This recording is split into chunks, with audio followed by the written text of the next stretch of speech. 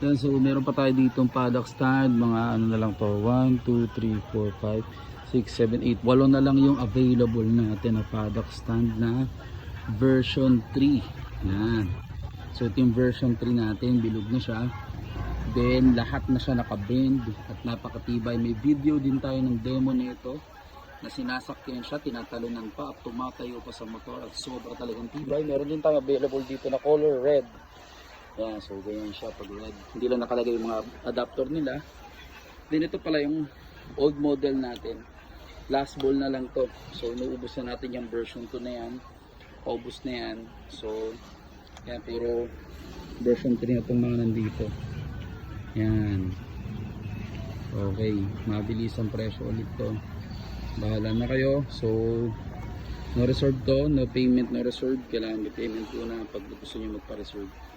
Yan, lifetime warranty pa rin tayo. So sulit na sulit tong paddock stand na to. Okay, thank you.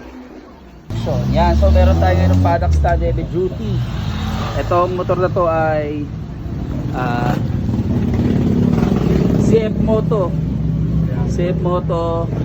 350 SR. Yan. So quality check tayo kung matibay ba talaga to. So walang stand, taas ang paa, dalawang paa.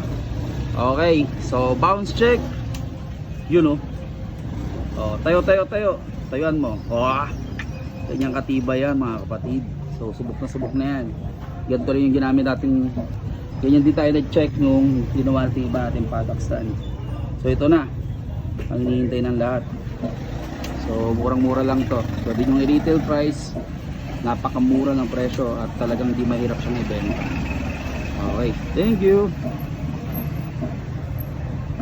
Okay, napakataas oh. So pasok mo nga yung kamay mo dyan. Gaano siya kataas. Yun oh.